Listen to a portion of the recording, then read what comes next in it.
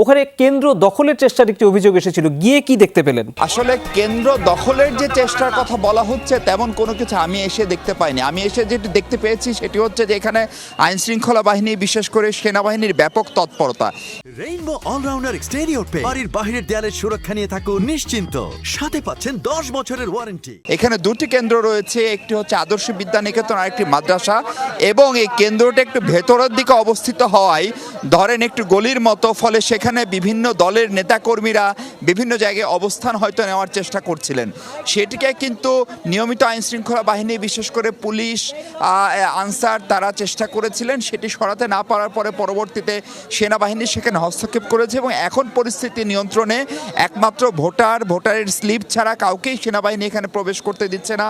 সেনাবাহিনীর কর্মকর্তারা ব্যাপকভাবে সক্রিয় এবং সম্ভবত এই আসনটিতে ঢাকা 17 যে সংসদীয় আসন, সেখানে বিএনপি চেয়ারপারসন তারেক রহমান এবং জামাতের একজন আলোচিত প্রার্থী তারা প্রতিদ্বন্দ্বিতা করছেন।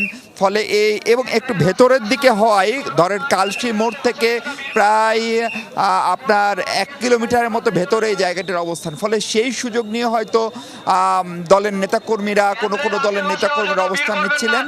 কেন্দ্রের আশেপাশে যে ভিড়, সে ভিড়টা সামাল দিতে কর্তৃপক্ষকে আমরা খানিকটা হিমশিম খেতে দেখছি। যারা আসছেন সবাই ভোটার কিনা, অথবা যারা ভোট দেওয়া হয়েছে তারা সবাই চলে যাচ্ছেন কিনা। এবং আপনি যদি একটু খেয়াল করেন, এখানে সশস্ত্র বাহিনীর প্রবল উপস্থিতি, এর পাশাপাশি এছাড়া এমনিতে কিন্তু এখন পর্যন্ত পরিস্থিতির একটা উত্তেজনা আছে, কিন্তু সেই অর্থে কোনো সংঘর্ষ বা মারামারি আমাদের চোখে পড়েনি। আমরা দু একজন মানুষের সঙ্গে একটু কথা বলার চেষ্টা করি যারা এখানে ছিলেন। ভাই, আপনি কি এখানকার ভোটার? এখানে কি খানিকটা উত্তেজনা হয়েছে বা কিছু হয়েছে? না, কোনো উত্তেজনা হয়নি, কিছু হয়নি। আপনি ভোট দিতে পেরেছেন? হ্যাঁ, আমি সুষ্ঠুভাবে ভোট দিতে পেরেছি। আচ্ছা, ইনশাল্লাহ ভোট দিয়েছি। আপনার ভোট হয়েছে? হ্যাঁ, ইনশাল্লাহ এই মাত্র ভোট দিয়ে আসছি, কোনো গ্যান্দাম দেখিনি, আশা করি গ্যান্দাম হওয়ার সম্ভাবনা দেখি না। তাহলে এই এত লোকজন কেন? ওই যে মানুষ দেখতেছে, অনেক বছর পর ভোট দিতেছি, সবাই ভোট দেওয়ার জন্য প্রস্তুতি নিচ্ছে, ভোট দিলাম, আচ্ছা আচ্ছা, ভালো লাগছে।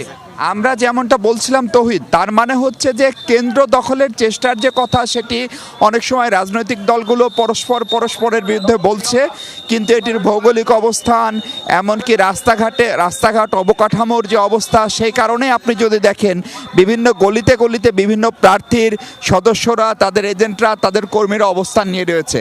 এবং যে ঘটনাটি ঘটেছে, এখানে পাশাপাশি দুটি কেন্দ্র, আরেকটা হচ্ছে মাদ্রাসা কেন্দ্র, আমরা একটু সেটির দিকে যেতে চাচ্ছি। সেখানে যদি দেখেন কত দূর থেকে লাইনটা কিন্তু অনেক দূরে চলে এসছে, অর্থাৎ দুটি কেন্দ্র পাশাপাশি হয়, একটি লাইনের শেষ মাথা আর একটি কেন্দ্রের প্রায় কাছাকাছি হয়ে যাওয়ায় সম্ভবত এক ধরনের প্রার্থীর সমর্থক কর্মী, তাদের ভিতরে এক ধরনের উত্তেজনা তৈরি হয়েছে।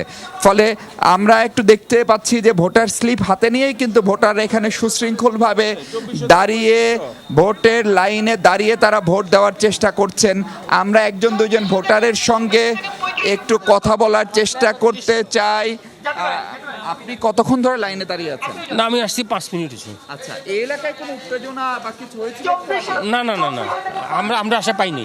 আচ্ছা আচ্ছা, এমনি আপনার আসতে কোনো সমস্যা হয়েছে? না, আসতেও কোনো সমস্যা হয়নি। জি জি, আমরা কথা বলি একজন নতুন ভোটারের সঙ্গে। আপনি আসসালামু আলাইকুম। প্রথমবার ভোট দিবেন? জি, আমার জীবনের ফার্স্ট ভোট এটা। আচ্ছা, কতক্ষণ ধরে লাইন অপেক্ষা? আমি মাত্র আসলাম, এই 2 মিনিট হবে। আপনি আসার সময় পাশের কেন্দ্র অর্থাৎ আদর্শ বিদ্যানিকেতন বা এই মাদ্রাসার আশেপাশে কোনো উত্তেজনা? না, আমি সম্পূর্ণ শান্তিপূর্ণ পরিবেশ দেখেছি, সবাই উৎসবের সাথে এসেছিল। কিন্তু আমরা এখানে এসেছি। মানুষের উপস্থিতি এত বেশি কেন?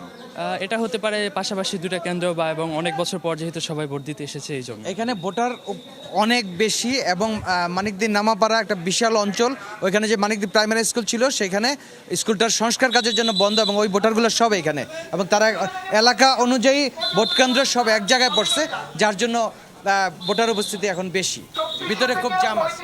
জি, তার মানে হচ্ছে আসলে ছোট রাস্তা, পরিস্থিতি, দুটো কেন্দ্র পাশাপাশি এবং জায়গা সংকুলন না হওয়া, আরেকটি কেন্দ্রের সংস্কার কাজ চলা, এসব কারণেই কিন্তু আমি কিন্তু সকাল থেকে অন্তত 5টি সংসদীয় আসনে। মিশু, ধন্যবাদ আপনাকে। তার মানে বুঝতে পারছিলাম এখন আইনশৃঙ্খলা পরিস্থিতিও বেশ কিছুটা কঠোর অবস্থানে রয়েছে আইনশৃঙ্খলা বাহিনী, সেটাও আমরা দেখছিলাম। দর্শক, আমরা আমাদের সহকর্মী মাহফুজ মিশুর কাছ থেকে মানিকদি এলাকা নির্বাচনের সবশেষ পরিস্থিতি জানছিলাম।